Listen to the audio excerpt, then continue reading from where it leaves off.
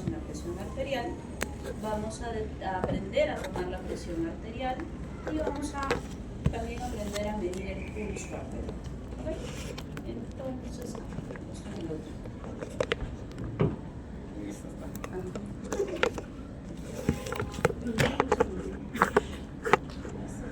Entonces estos son los puntos que vamos a tocar y vamos a empezar a trabajar con cierto material. Quiero que ustedes se identifiquen, por favor. Nos vamos en las mesas tal cual como están, no se muevan, simplemente nos vamos a dividir en grupos equitativos, de tal manera que vamos a tener 4 grupos porque hay 4 mesas. En cada mesa tienen un estetoscopio y tienen un esfingomanómetro, un tensiómetro. Entonces, lo primero que vamos a aprender es cómo vamos a utilizar estos instrumentos, porque en eso se basa nuestra práctica, ¿ok? Este es el estetoscopio, tal cual tienen ahí en la imagen. Lo que van a identificar en el estetoscopio es las olivas, que es lo que van a introducir en sus conductos auditivos. Es importante que vean la dirección de estas olivas al momento que van a colocar el estetoscopio. Si ustedes colocan en este sentido, no van a escuchar nada, porque el conducto auditivo es como una S que está entrando hacia la parte anterior. Entonces, tienen que ubicar el estetoscopio. Si es que por A o B su estetoscopio está muy así, ustedes lo pueden ubicar. ¿Sí? Esto gira. De hecho, si está muy adelante y les fastidia, también lo pueden retroceder un poquito. Ustedes son los que le dan la angulación perfecta, de tal manera que sientan que entra en el conducto auditivo, y si está bien colocado van a sentir que se aísla el sonido del ambiente. ¿Ok? Eso deben percibir. Si está bien colocado, es como cuando ustedes se ponen los audífonos para escuchar música, se aísla completamente el ruido ambiental. ¿Ok? Eso por una parte. Y lo otro que van a identificar, como ven ahí, además de las olivas, esto tiene un muelle, tiene un puente y finalmente tiene esta base, la cabeza del estetoscopio, que en este estetoscopio clásico va a tener 2 partes, el diafragma y la campana.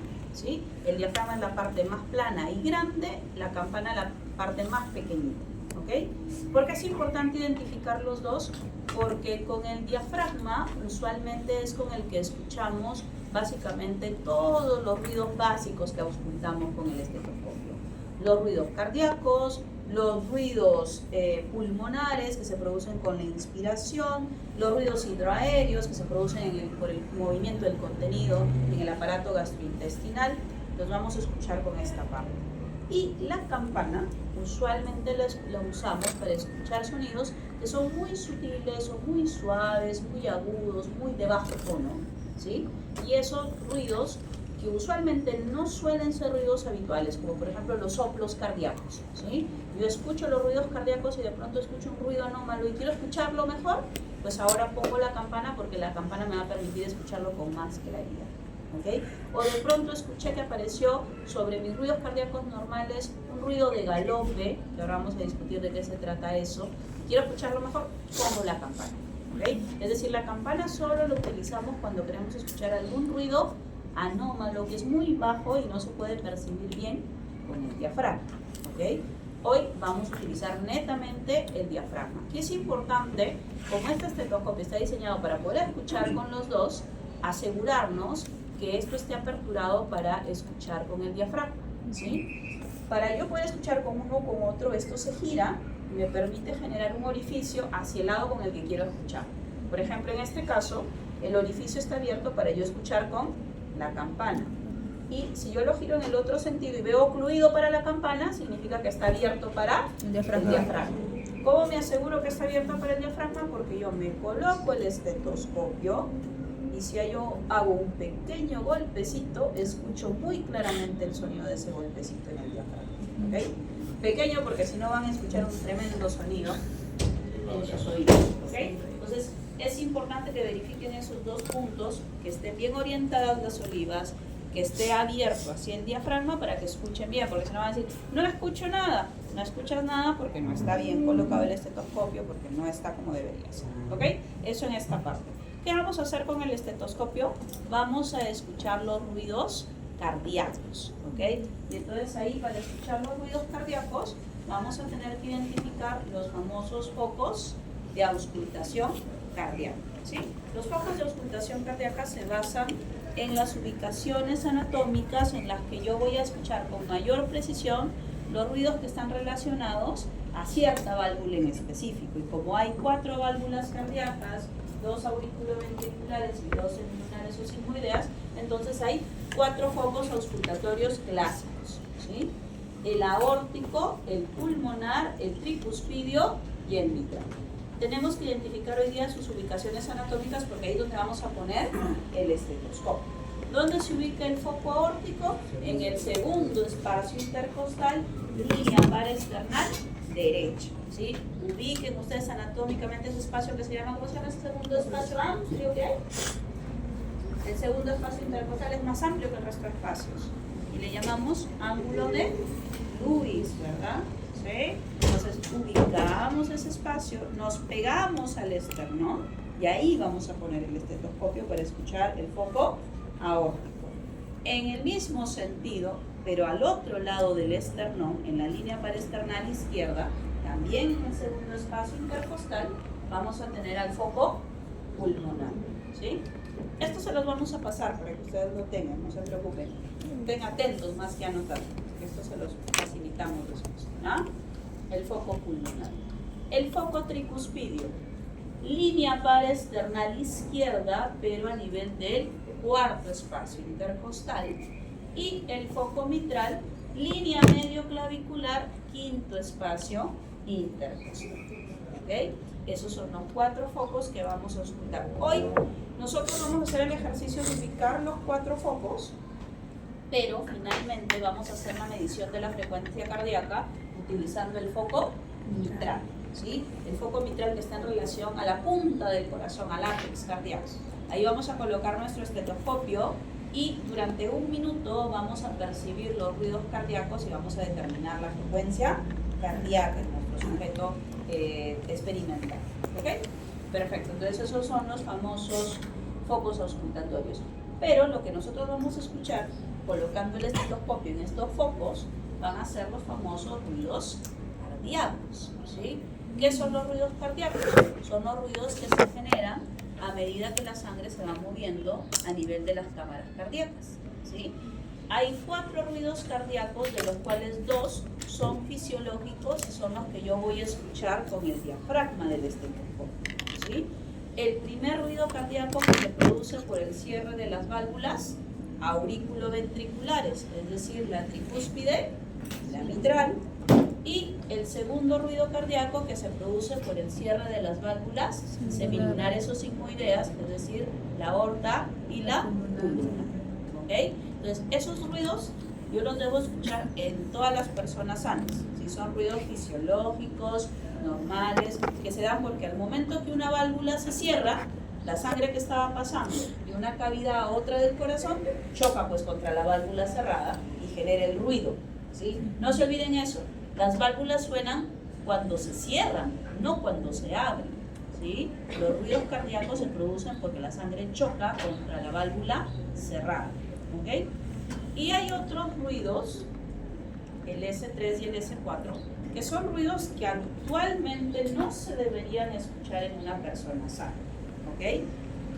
En el S3 sí vamos a hacer un acápite sobre esto.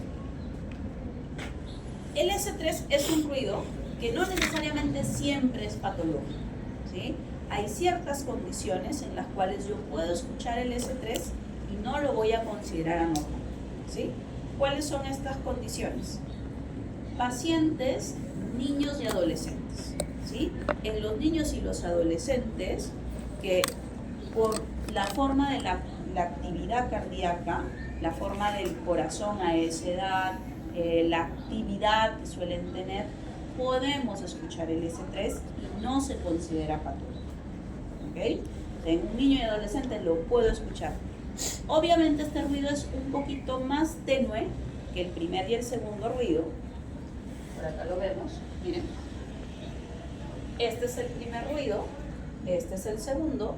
La intensidad de este tercer ruido es mucho más baja, entonces lo vamos a percibir muy levemente con el diafragma. Si yo lo quiero escuchar mejor en el niño, voy a tener que poner la campana y lo voy a percibir mejor, ¿okay? Pero no se considera patológico, ¿sí? ¿En quién más no se considera patológico el S3? En las embarazadas, ¿sí? en las embarazadas por los cambios fisiológicos secundarios al embarazo, aumenta el volumen sanguíneo y eso hace que se perciba en ellas el S3 y se considera también un cambio fisiológico. ¿Okay? Y en los adultos, hay un grupo de adultos en los que yo podría escuchar el S3 y no considerarlo patológico. ¿Quiénes son estos adultos en los que puedo escuchar el S3? Personas muy delgadas o que practican deporte, pero que son menores de 40 años. ¿Okay? Si yo a alguno de sus compañeros que es muy flaquito, le ausculto, podría yo encontrar el S3 y no lo voy a considerar. O si alguno de ellos es un deportista de alto rendimiento, así no sea muy flaquito, pero puede ser bien musculoso, pero por ser deportista puedo auscultar el S3 y no se considera. Pero después de los 40 años, así el paciente sea muy deportista, yo ya no debo escuchar el S3. Y si lo encuentro, debo pensar de qué es anormal. ¿Ok? Perfecto. ¿Por qué se produce este S3? El S3 se produce al inicio de la diástole. ¿Sí? En diástole, las cavidades cardíacas empiezan a llenarse, específicamente los ventrículos, y ese inicio de la sangre pasando al ventrículo es el que produce el S3. ¿Sí? Y por eso ahí dice, el S3 se produce en la diástole temprana, al inicio del llenado ventricular, que se llama llenado ventricular rápido. ¿Sí? Entonces en los niñitos, como hay menos caja torácica y su corazón late más potentemente, es fácil pues escuchar este llenado ventricular. ¿Okay? Y en las embarazadas, como hay más sangre, se escucha más potente ese llenado ventricular, por eso es que en ellos se percibe el S3. ¿Okay? El S4 siempre es patológico, ¿sí? No hay excepciones. Siempre que yo percibo el S4 es patológico. Y ese S4 se produce ya no en la diástole temprana, sino en la diástole tardía, cuando el ventrículo está terminando de llenarse por la contracción de la aurícula al final de la diástole se contrae para exprimir la sangre que le queda y pasársela al ventrículo y que termine de llenarse el ventrículo. En este llenado ventricular tardío es que yo puedo escuchar este ruido. ¿Pero y por qué es patológico? Porque para que se escuche ese llenado final del ventrículo, lo que yo tengo que tener es un ventrículo duro, rígido, que al ser rígido, la sangre choca, pese a que ya está lleno de sangre, sigue chocando contra la pared y produce el sonido. ¿Okay? Entonces siempre es sinónimo de hipertrofia ventricular, de insuficiencia cardíaca, siempre. ¿Ok? Estos dos últimos ruidos, el S3 y el S4, generan que cuando yo los escuche, ya no escuche el ritmo clásico del sonido cardíaco, sino que escuche un sonido como si un caballo galopara. ¿Sí? Y por eso cuando aparecen estos sonidos, les llamamos nosotros ritmo de galope.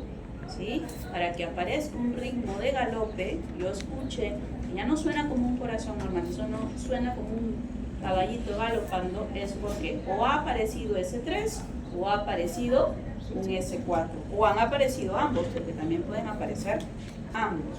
Y siempre es sinónimo de insuficiencia cardíaca, hipertrofia de ventrículo, etc. ¿Okay? Entonces, hoy nosotros, obviamente, sus compañeros, lo más probable es que escuchemos S1 y S2. No vamos a escuchar S3 y S4. Quizás por ahí en alguno el S3, pero como les digo, es un sonido tan tenue que ustedes que todavía no están tan familiarizados con los ruidos, probablemente ni lo perciban. ¿Sí? Lo que ustedes van a percibir sí o sí es el primer y el segundo. ¿Okay? La próxima semana que vamos a seguir viendo esto, vamos a traer un audio para que escuchen cómo se escucha el S1, el S2, el S3, el S4 y cómo se percibe ese galope que se da cuando está el S3. ¿Ok? Perfecto. Entonces, vamos a ir por acá. Y lo otro que vamos a medir es la presión arterial. Para medir la presión arterial vamos a utilizar este instrumento, el esfingomanómetro. ¿Ok? Todos en sus mesas, además del estetoscopio, tienen los esfingomanómetros. ¿Ok? Entonces, Estos esfingomanómetros están formados por un brazalete, por una perita que es para insuflar, que tiene una válvula, y por un manómetro, ¿okay? Que es donde se va a marcar la unidad de medición, que van a ser los milímetros de mercurio. ¿Okay?